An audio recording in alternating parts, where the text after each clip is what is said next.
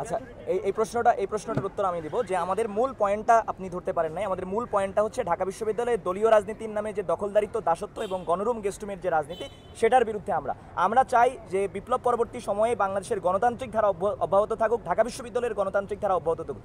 আমরা ঢাকা বিশ্ববিদ্যালয়কে ক্যান্টনমেন্ট বানাতে চাই না যেখানে আপনি মত প্রকাশ করতে পারবেন না। আমরা বলছি যে ঢাকা বিশ্ববিদ্যালয় ক্যাম্পাসে দলীয় রাজনীতির নামে যে দখলদারিত্ব এবং ফ্যাসিবাদের রাজনীতি হয়, সেটা আমরা বন্ধ করতে যাচ্ছি। কেন যাচ্ছি? এটা কিন্তু ফ্যাসিবাদ বিরোধী যে আন্দোলন শুরু হয়েছিল জুলাই মাসে যে ফ্যাসিবাদ বিরোধী আন্দোলন শুরু হয়েছিল, সেটার ধারাবাহিকতায় দলীয় রাজনীতিমুক্ত ক্যাম্পাস বিরোধী আন্দোলন চলছে। এটা কোনো হঠাৎ করে গজিয়ে ওঠা কোনো আন্দোলন না। এই আন্দোলনের জন্যই শহীদরা প্রাণ দিয়েছে, ঠিক আছে? সেটা আমাদেরকে বাস্তবায়ন করতে হবে। এখন আমরা যারা বেঁচে আছি, শহীদের রক্তের সাথে আমরা প্রতারণা করবো না। এখন আপনার যে মূল পয়েন্ট, যে এখানে যে 10% মানুষ চাচ্ছে যে তারা দলীয় রাজনীতি করবে, তাদের মতামতের কি কোনো দাম নেই? অবশ্যই আছে।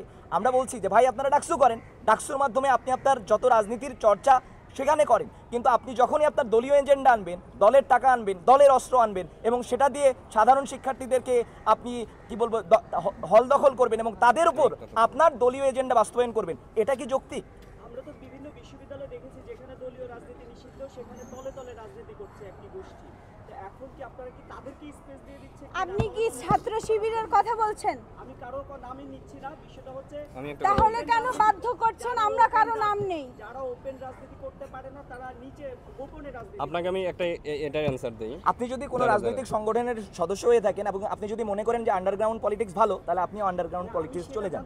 আপনি কি আন্ডারগ্রাউন্ড পলিটিক্সকে? না, আমার আরেকটা প্রশ্ন। না, আমরা কেন আন্ডারগ্রাউন্ড পলিটিক্সকে স্পেস দিব?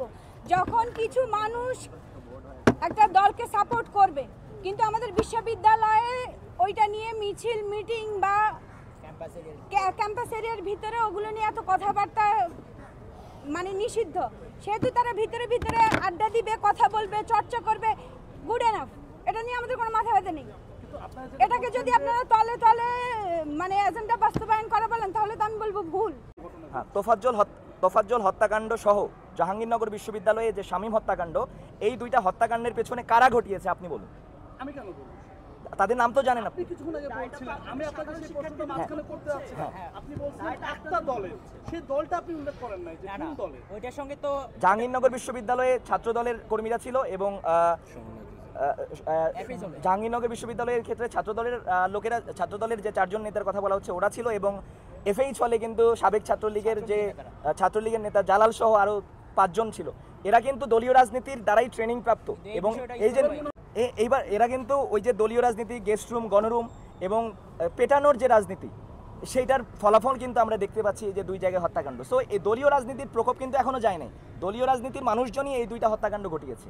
সো আমরা যে রাজনীতির কথা বলছি, সেখানে ডাকসুকেন্দ্রিক যে রাজনীতির কথা বলছি, এই যে দখলদারিত্ব, দাসত্ব এবং গোলামের যে রাজনীতি, সেগুলোর অবসানের কথা বলছি। আমরা গণতান্ত্রিক ধারা ঢাকা বিশ্ববিদ্যালয় অব্যাহত থাকুক, এটা আমরা চাই। ঢাকা বিশ্ববিদ্যালয়কে আমরা মিনি ক্যান্টনমেন্ট বানাতে চাই না।